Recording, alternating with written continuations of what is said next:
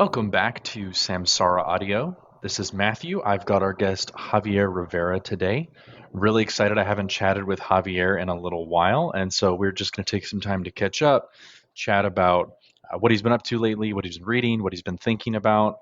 I really like Javier's writing. It's really unique. I highly recommend it, and I will definitely link it in the show notes. But hey, how are you doing today, Javier? Pretty good, man. Pretty good, pretty good. A little chaotic with school, but yeah, other than that, Nice. Yeah, you just started back. You're studying at the University of Arizona, right?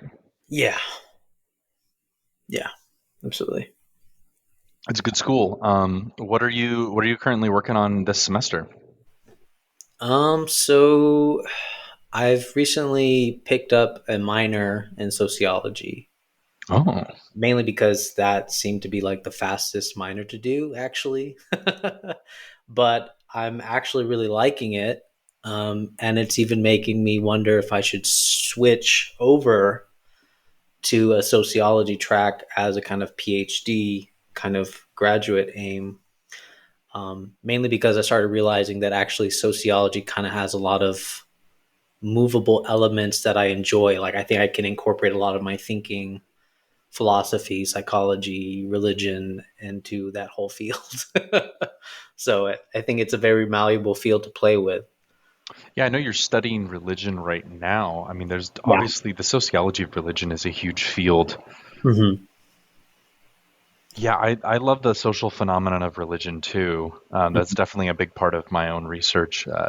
Coming at it from a psychoanalytic perspective, and I know that that's a lens that you take as well. Yeah. Mhm. How did you get into the study of religion? Um, I would say that probably has to do with my own my own personal kind of like dib dabbling around with whatever religion. Because I think when I first joined the army, I realized that, I mean, I was born Christian, I was born Seventh day Adventist. I didn't really like the rules, but I also didn't understand any of the theology really. Mm-hmm. Um, and I just remember just joined the army and I was thinking, like, at this point, when I say I'm Christian, I'm just kind of saying this nominally. I'm not really like I don't even know what this means Yeah. anymore. So I kind of just like dropped it. And then I just sort of pursued things that I was kind of told to be afraid of, like, polytheism and these other kind of like atheistic religions like Buddhism and I explored all of them, to a certain degree, Taoism, Buddhism, and Hinduism, um, and then I think I converted to Islam, like at a certain point. So that was also, I mean, yeah, I just, the whole thing is like, you can tell I didn't become Jewish. I think that's probably the missing thing at that point. You haven't checked off the bingo card yet. You need No, to convert to Judaism. that's right. Although, you know that if you aren't circumcised, that definitely could be a quite that could be a big leap for you. Yeah. It could be a little painful at this point in your life. Yeah. But Well, luckily Seventh Day Adventist is basically Jewish. yeah. So that's the funny part. So I was like already in. You're like, yeah, this is looking really familiar, actually. Mm-hmm, mm-hmm. Well, you spent time in the army. That kind of makes you a little bit of this kind of non-traditional student, older than your peers. What is that experience like, being older than your classmates? Going back to school after having kind of some real-world experiences, quote unquote. So I think I really had that collision last semester where I was like, you'd like to think that, I mean, I'm 30, so I don't really think I'm old. But then also, when you talk to like a 21 or 20-year-old, you're like, the difference is huge. And Oh yeah. you're like, and again, it's not that they can't even tell that like, I look old. It's just all of a sudden I start talking and they're like, they get confused and they're like, how old are you exactly? Because it seems like you've lived like a lifetime, and I'm like, oh, this is kind of embarrassing now. And really, like the terms you use, all really just snitch on you. Yeah. So yeah, I mean, if I were to give the label to the experience, I mean, it's something I didn't think was gonna matter. So it doesn't matter, but it's definitely a very interesting interaction, like to have.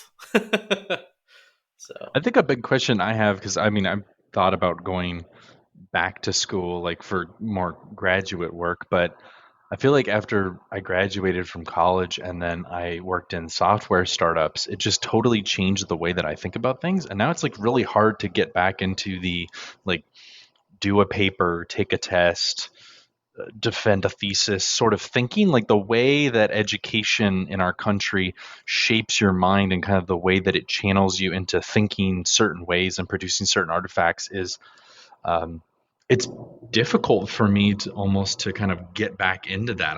It feels constraining. It feels like a lot of kabuki theater rather than focused on outcomes and things that matter. I'm wondering, have you wrestled with that yourself?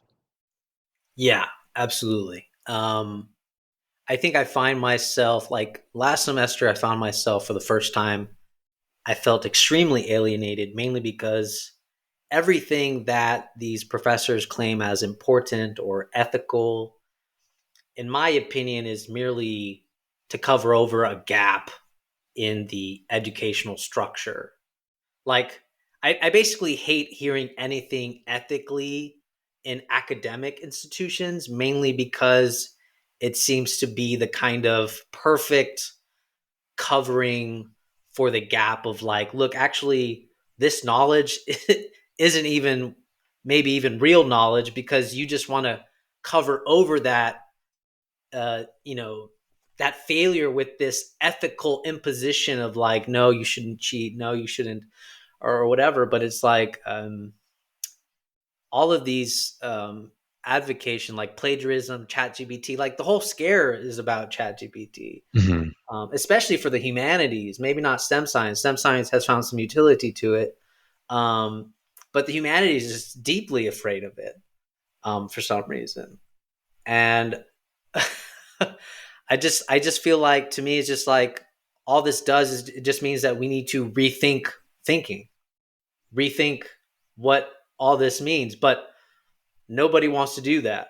And Hmm. so it falls under ethical obligations, and I struggle with that. So to kind of restate what you're saying, you're like you think that kind of the old norms of academia, they just kind of exist as this structure that uh, they attempt to push on you as ethical, like it is unethical to take from somebody else Mhm. and to use their insight. But really, what all that does is cover over the fact that human beings are these just constant insight churning out machines. Like Yeah. we're constantly just we're like ChatGPT in the sense where we're constantly getting trained on our data set, whatever we're reading, what we're talking with other people, our experiences. They're all this data set that's kind of training our brain model in a way. Um, am I kind of getting that right? Yeah, I mean, there's something about this, like it to me, it's not a coincidence that they're afraid of a machine when they've been training us like machines. Mm, Like to me, that is like the probably the most ironic thing is like the institution runs like a machine, but they're now afraid of being replaced by another machine. And I think that follows under the sort of ethical kind of impositions, rather than, okay, what this means actually is we don't know what it means, but we need to rethink what it means. Um, of course, everyone's going to kind of scoff at that because, well, you still got people paid for college, they paid for universities, you still got to run like a business. So when do we ever have time to rethink what is really happening here? So it has to kind of fall under some type of law, being imposed to not do this.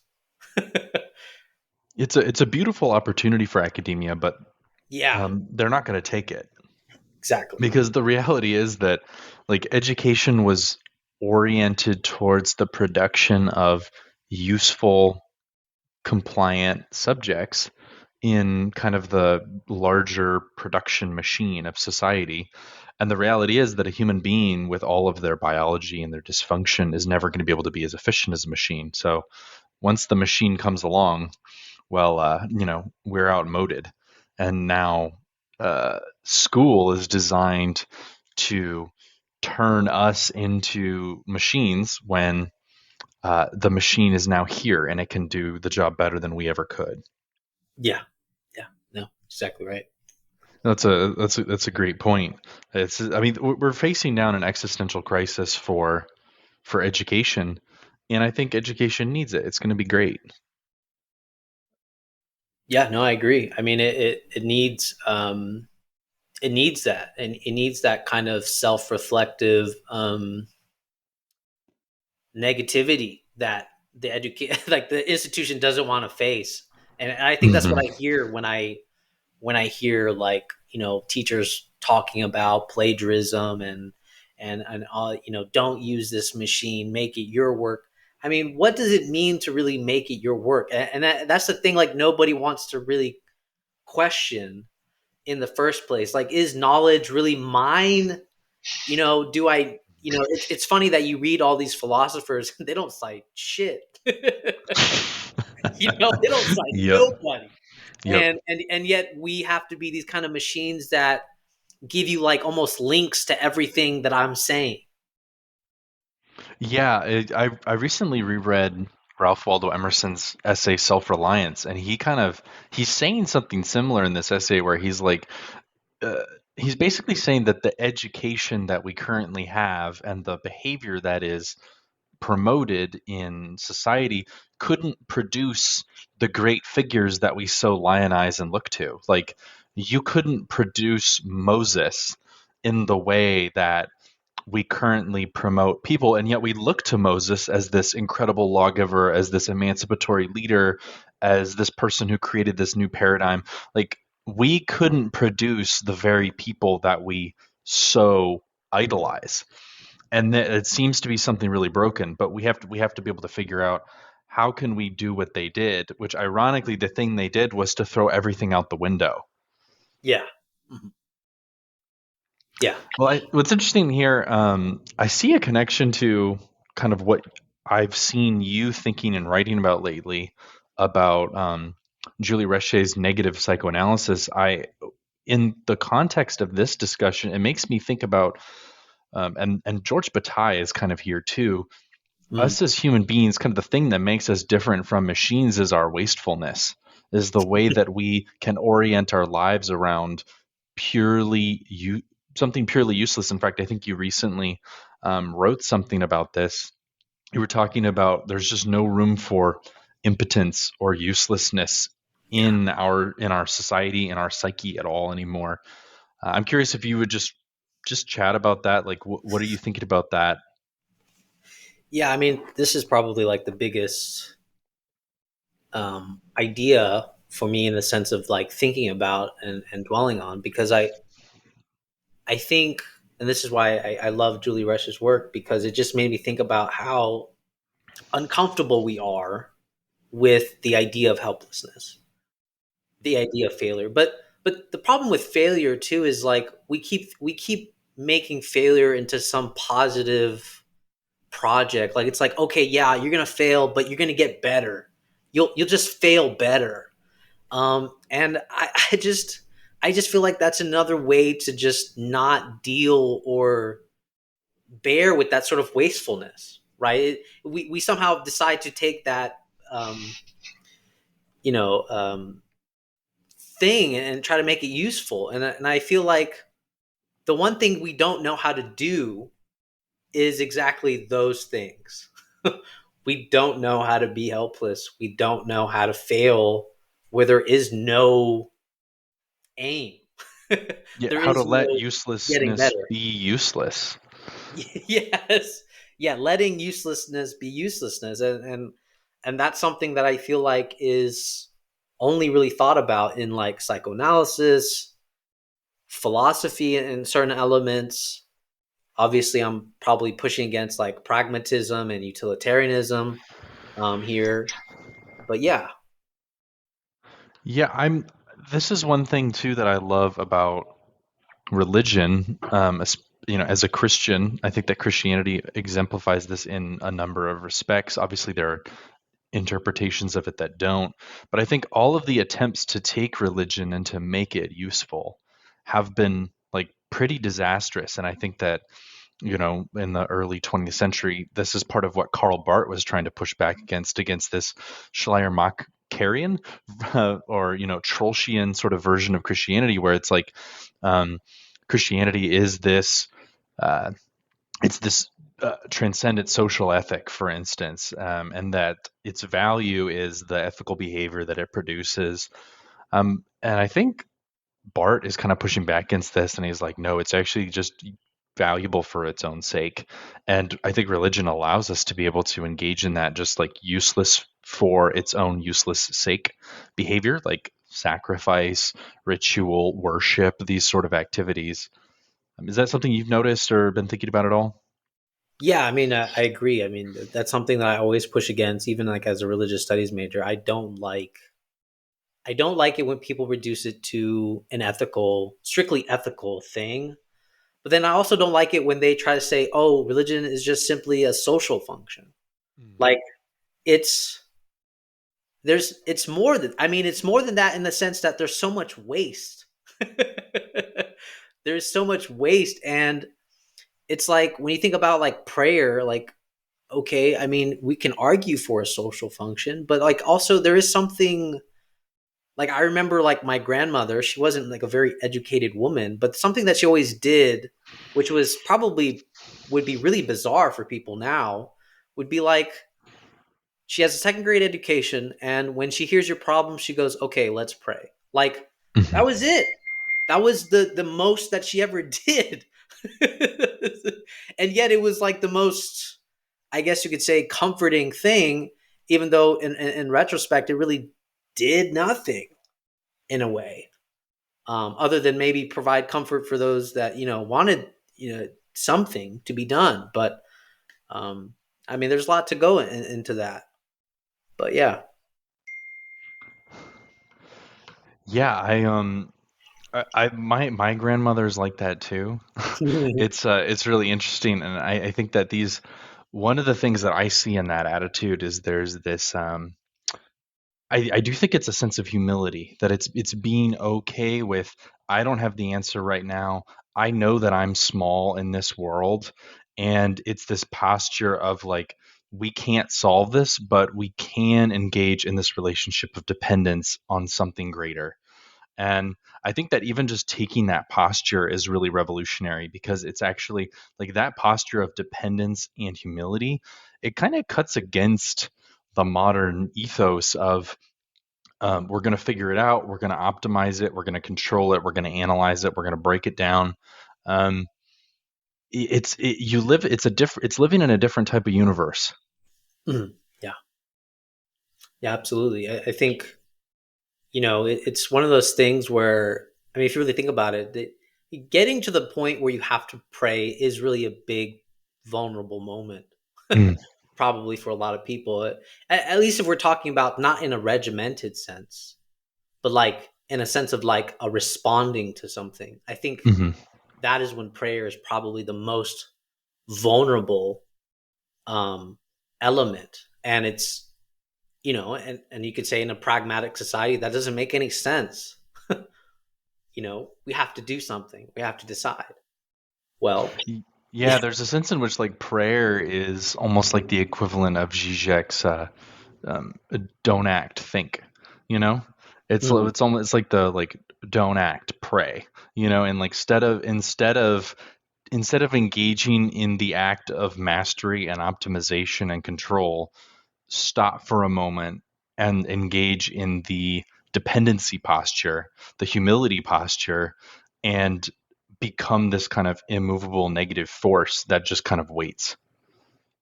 Yeah, yeah, I mean, and then when you really think about it, it's probably the most, at least in our society right now, it's the most difficult thing to do, mainly because we're not isolated from each other. So there's always somebody kind of poking from the curtains, kind of saying, like, well, what are you going to do?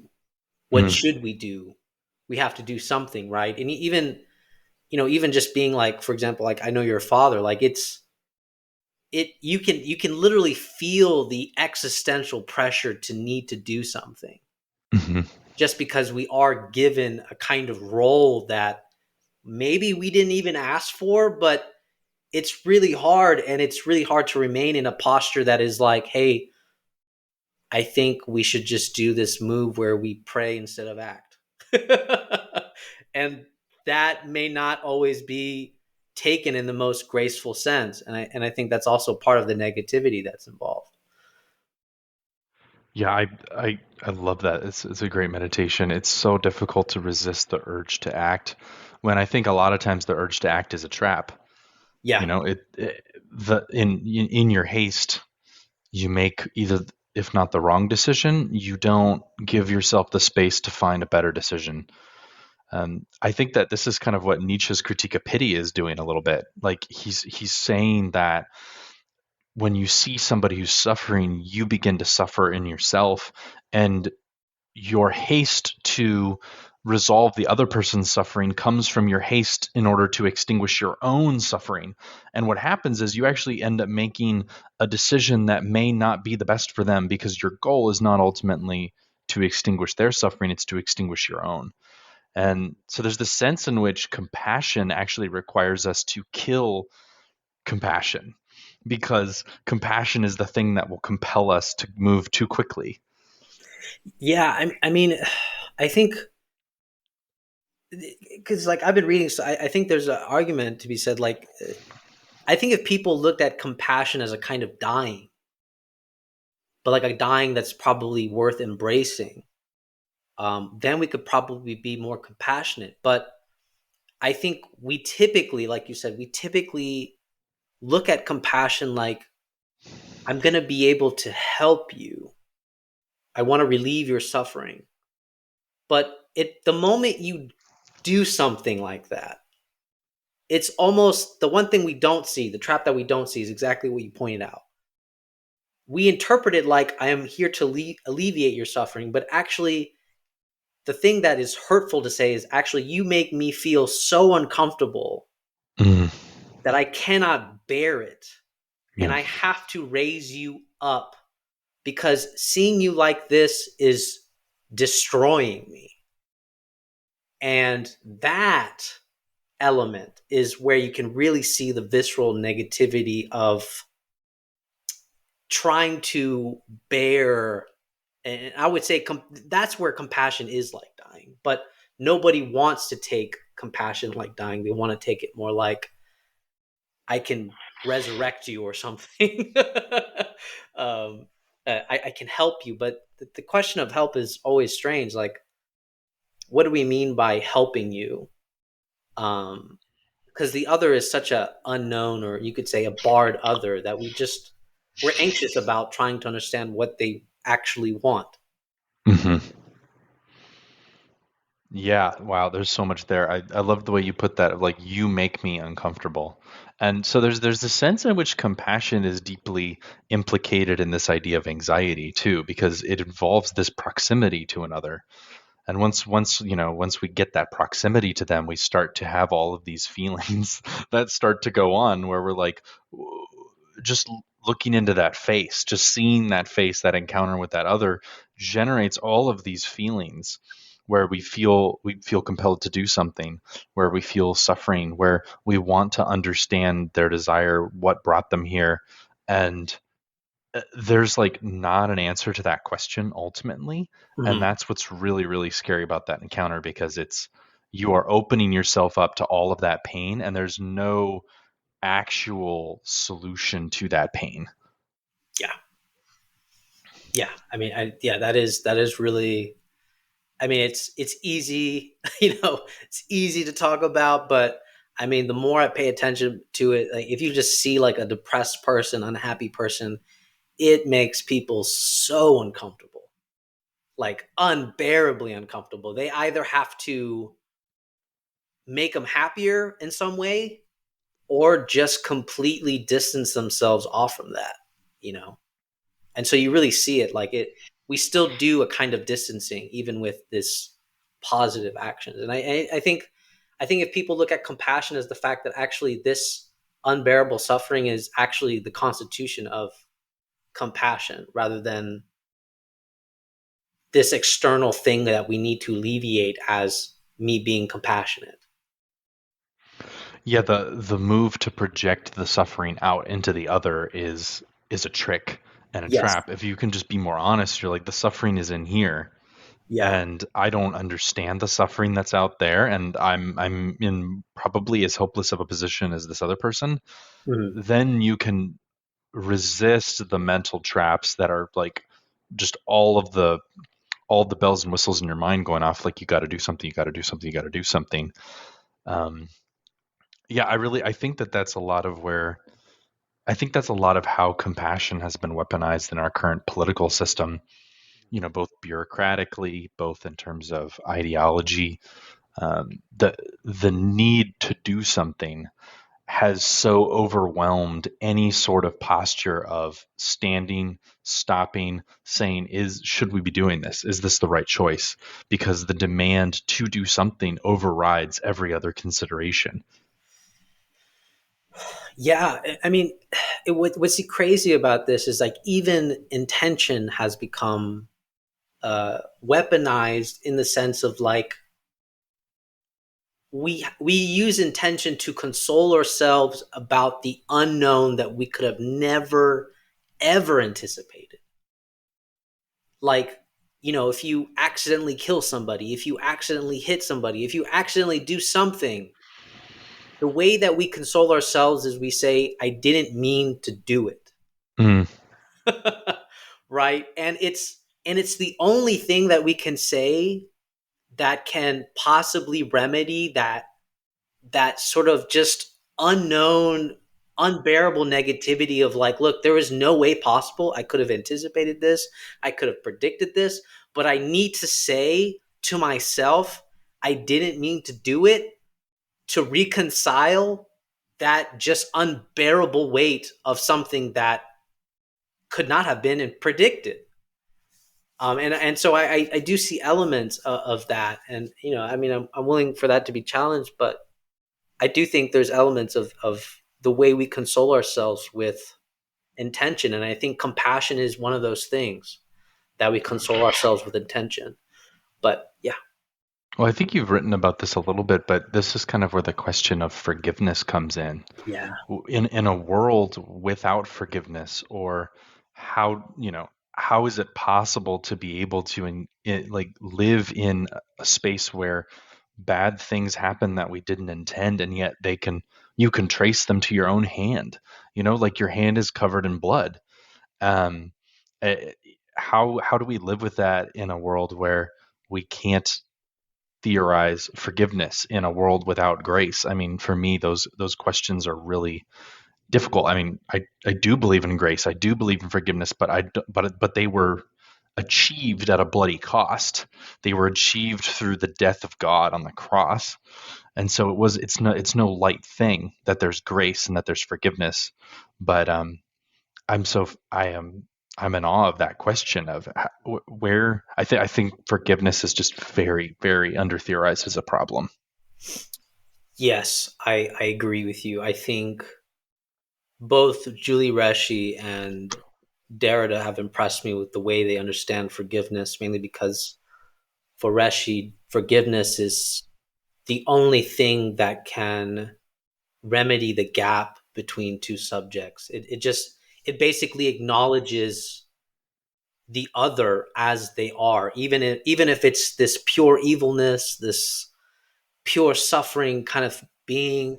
And then Derrida has this wonderful line too, where he says, "Forgiveness is for the unforgivable," and he's talking about Mm, this sort of pure forgiveness. But hmm but to understand Derrida correctly, it's to say that we have made forgiveness a calculated project.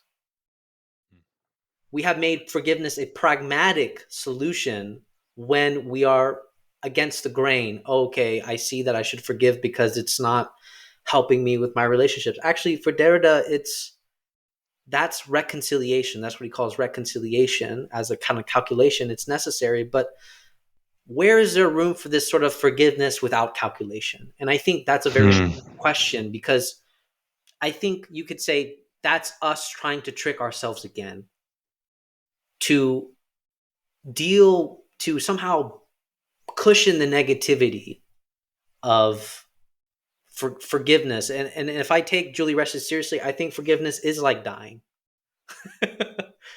It is probably like something like hanging on the cross, knowing that it wasn't you that did it, right? Hmm. But you are taking it. You're taking all of it.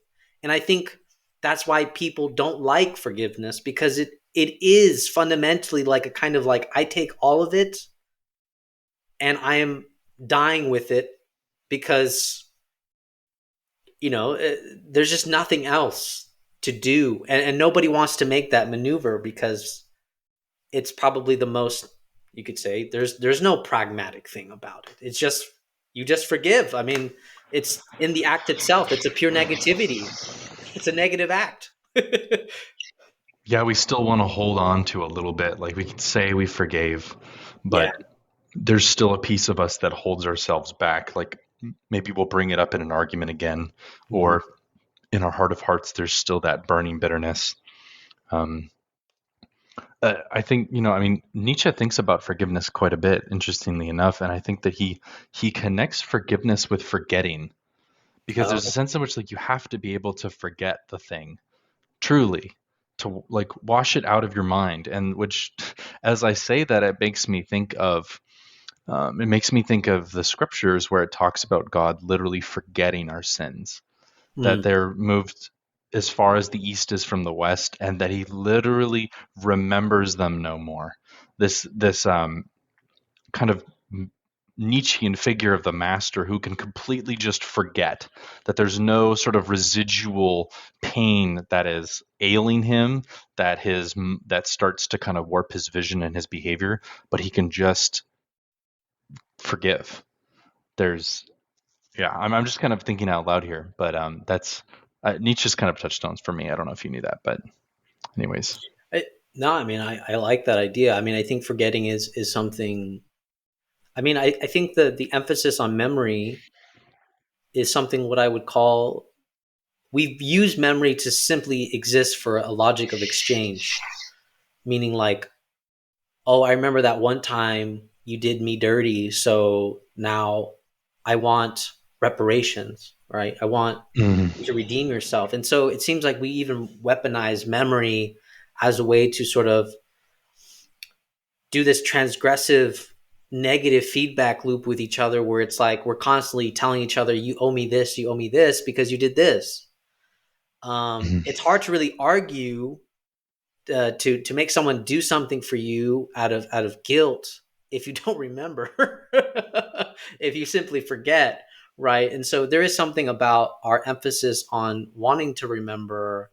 What's that phrase now? It's like, forgive but never forget, like that. That's a Yeah, that that's I would fucked like. up. I would like to look into that statement in a sort of Yeah, Nietzschean way. yeah, yeah. That's like forgive somebody, but let your trauma still lash out. It's like the body still remembers, sort of thing. Like, and even though there is some like scientific basis for that, I think that there's something beautiful about us being able to transcend that. I was thinking about, and I feel like there's something you wrote that's kind of vaguely connected to this, but um, it's interesting is that forgiveness is really the only thing that actually does solve the problem of another person wronging us, because there's two options in that. There's the punishment or the reparation, as you said, and then there's the forgiveness. Those are really the two options. And the thing is that the punishment or the reparation can never replace the thing that was lost. Yeah, Like, the conversation about reparations right now in this country relating to what African Americans experienced, like the reality is that the horrors and the disgusting things that they experienced could never be repaid by any object, by any word, by any action that anyone could take in the present or in the future. It could never make it whole. No amount of money. Uh, that's not to say that there's not work to be done to Mhm. Yeah. undo some of the things that were done, the things that we can take action on. But I think that like there's like the idea of a reparation that somehow is a reconciliation is does a disservice to the suffering that happened.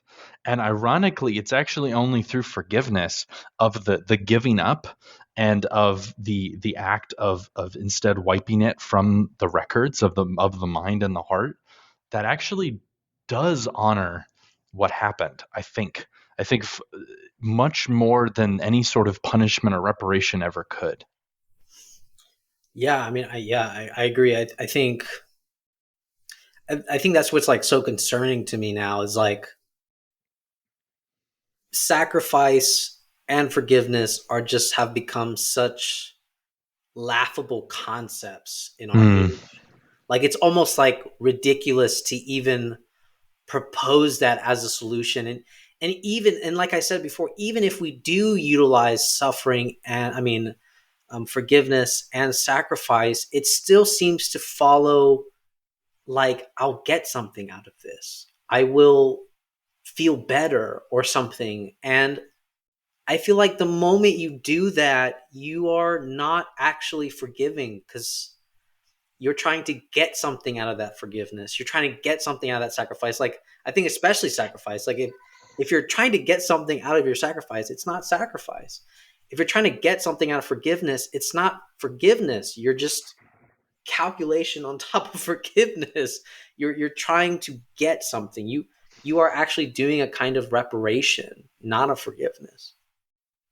And that's what's lost. And I think forgiveness is and sacrifice is this kind of like, look, nothing can be done mm, to replace the lost object. Nothing, mhm, nothing. So I will sacrifice for the other, and I will forgive the other. That's it. It's that just pure, honest acknowledgement that the object is lost. And you see this with mm, the way people talk, nostalgically talk about the past. Like they think they can get it back. And the same mhm, thing with a progressive movement. They think that the lost object can be gained if you keep aiming towards the future.